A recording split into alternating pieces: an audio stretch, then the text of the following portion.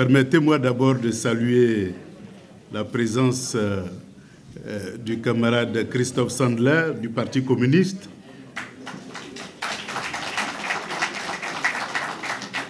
Je tiens à commencer par lui parce que si on veut parler de lutte d'émancipation des peuples africains, eh bien tout a commencé par le Parti communiste français. C'est sa position fortement anti-impérialiste qui a donné naissance à la création, disons, à la création du Rassemblement démocratique africain, du PDCI-RDA, et c'est ce doublon-là, PDCI-RDA et PDCI et RDA, qui ont constitué l'instrument fondamental de la lutte pour l'accession à l'indépendance. Évidemment, l'accession à l'indépendance ne signifie pas indépendance. C'est tout simplement le début de l'indépendance. Malheureusement, eh bien, il y a eu les accords de coopération qui sont passés par là et nous avons rétrocédé notre indépendance sur beaucoup de points à la France et c'est ce qui nous a mis dans une situation de néocolonialisme et avec le Parti communiste français, nous continuons la lutte pour passer de l'indépendance à la souveraineté, c'est-à-dire le droit du peuple ivoirien à s'autodéterminer. C'est ce que nous allons commencer maintenant pour que de l'indépendance, nous passons à la souveraineté et toujours avec le Parti communiste français et le parti de gauche ici présent et aussi le camarade Michel Gali qui est ici présent pour nous accompagner. Et évidemment avec la contribution de Salomé qui doit rassembler tous les partis progressistes en Europe pour que main dans la main, comme pendant la conquête de l'indépendance, main dans la main, les progressistes du monde entier doivent permettre à l'Afrique d'accéder à sa pleine souveraineté qui va de pair avec le panafricanisme. Parce qu'il ne peut pas avoir de souveraineté individuelle sans souveraineté collective. Et donc le panafricanisme est la voie royale pour avoir cette souveraineté collective-là. C'est-à-dire que nous soyons capables de produire sur notre sol tout ce dont nous importons aujourd'hui et d'être capables d'être suffisamment autonomes. Car aujourd'hui, que ce soit la monnaie, l'économie, tout est devenu instrument de sanctions politiques.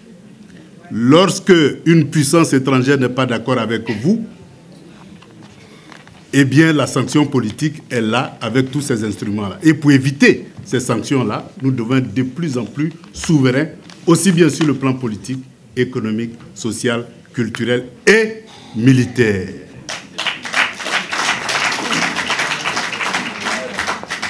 Je tiens aussi à saluer les camarades des autres pays africains, notamment l'UPC Manidem, qui est la graine, je dirais, de la lutte. Et cette graine-là, parfois, lorsque le RDA a commencé à vivoter, eh bien, l'UPC est resté ferme sur sa position. Et aujourd'hui, on peut dire que cette graine-là a commencé à pousser sur l'ensemble du continent. Et c'est pour ça que je tiens à saluer la présence de l'UPC Madidem, qui continue son chemin. Et sa seule présence avec la présence du camarade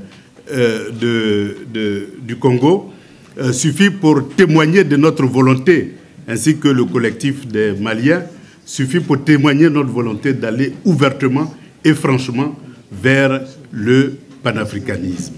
Je tiens aussi à saluer tous les partis frères qui sont ici présents, le MGC, le PDCI-RDA, avec qui déjà nous avons une alliance.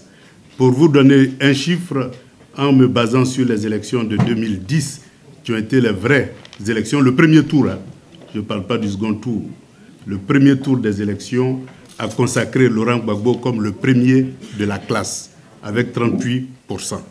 Nous souhaitons que ce premier-là reste toujours premier. Et le deuxième de la classe, au premier tour, ça a été après des tours de passe-passe d'un taux de fraude autour de 5%, eh bien, ça a été Alassane Ouattara avec 32%. Et le PDCI, troisième, avec 25%. Donc 25% plus 38%, ça fait 53%. Cette alliance seule suffit pour vaincre le RHDP et donc assurer le retour au pouvoir du PPACI avec des alliés sûrs. Mais conservons nos 38%. Conservons nos 38%. C'est vrai que la crise de 2011 nous a mis en pièces détachées. Mais ces pièces détachées-là doivent être suffisamment robustes pour que nous reconstruisons la plateforme nécessaire pour rendre beaucoup plus compacte et beaucoup plus robuste la gauche qui a eu 38%.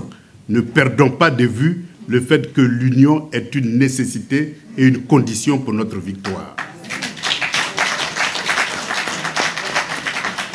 Ne rentrons pas dans le sectarisme et la diabolisation. Tendons la main à tous pour que nous puissions rassembler tous les Ivoiriens derrière le PPACI, donc derrière le camarade Laurent Gbagbo, qui est aujourd'hui le symbole achevé de la lutte contre, je dirais, les immixtions dans la politique africaine. Donc la lutte pour la souveraineté, c'est le symbole le plus achevé, et c'est le symbole le plus achevé pour la lutte pour le panafricanisme. Donc ne serait-ce que pour ces deux symboles-là, il doit constituer pour nous une référence et une locomotive pour permettre à la gauche de reconquérir le pouvoir en 2025. Mais n'oublions pas une chose, c'est que la demi-finale se joue en 2023 avec les élections locales. Ne perdons pas la demi-finale. C'est en gagnant la demi-finale que nous sommes sûrs de gagner la finale de 2025. Donc, mobilisons-vous. Et camarade Bibi, eh bien, tu as la lourde responsabilité de rassembler tous les Ivoiriens en France. Et ton bureau doit incarner suffisamment les valeurs que prône le PPACI, c'est-à-dire la démocratie, le socialisme, la souveraineté et le panafricanisme. Donc, tous les militants, à commencer par toi, vous devez être l'incarnation de ces valeurs-là, pour que ces valeurs-là puissent gagner toute l'Afrique et que nous puissions non seulement reconquérir notre souveraineté, mais aller au panafricanisme. Chers camarades, je ne vais pas rentrer dans le détail des conditions, puisque nous avons en face aussi un adversaire qui croit avoir fait un bilan tellement élogieux, tellement riche, qu'il est devenu indéboulonnable. Mais je vais vous donner quelques chiffres qui vous montrent qu'en termes de bilan, eh bien, le détournement de fonds a été plus important que ce qui a été réalisé. Un seul chiffre, le train urbain d'Abidjan, qui, avec nos camarades du Parti communiste, nous avons mis en évidence. Ce train urbain a été étudié par le Bureau national d'études techniques et de développement, et tous les chiffres concordent que pour mettre en route ce train urbain, il fallait tout simplement 100 milliards de francs CFA. Aujourd'hui, ça a été multiplié par 10 en passant du mot train urbain au mot métro. Mais tout juste parce que pour construire effectivement un métro, il faut ce montant-là. Et pour gagner nos amis français, disons le Parlement français, il fallait nécessairement introduire ce concept-là pour justifier la multiplication par 10 le coût d'un métro qui devait coûter 10 fois moins cher. Donc voyez un peu, entre 100 milliards et 1000 milliards, voyez un peu la différence. Posez-vous la question, où iront toute cette différence-là? Et le seul cas du train urbain explique aussi tous les projets qui ont été réalisés en Côte d'Ivoire. Et si nous voulons faire un bilan entre la dette publique et la réalisation, eh bien, en prenant en compte les projets réalisés effectivement, nous sommes à 20% par rapport à cette dette-là. Où sont partis les 80%? Et donc, l'un des défis majeurs que nous devons relever, c'est de faire en sorte que nous instaurons la bonne gouvernance pour que l'argent des Ivoiriens serve aux Ivoiriens pour réduire la pauvreté, l'insécurité et permettre à la Côte d'Ivoire effectivement d'assurer son indépendance économique et d'être une puissance sous-régionale, mais permettre à l'Afrique d'être une puissance mondiale. Je dis bien puissance. Je ne parle pas d'émergence, mais je parle de puissance.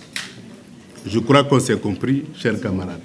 Donc, je n'irai pas loin parce qu'on est pris par le temps, mais je dirais tout simplement que la souveraineté de la Côte d'Ivoire appartient aux Ivoiriens, mais la souveraineté du continent africain appartient à tout le continent africain et nous devons trouver en notre sein des hommes et des femmes capables de libérer leur vertu de héros collectifs pour redresser le destin tordu de la Côte d'Ivoire et recoudre le beau pagne déchiré du continent africain. Je vous remercie.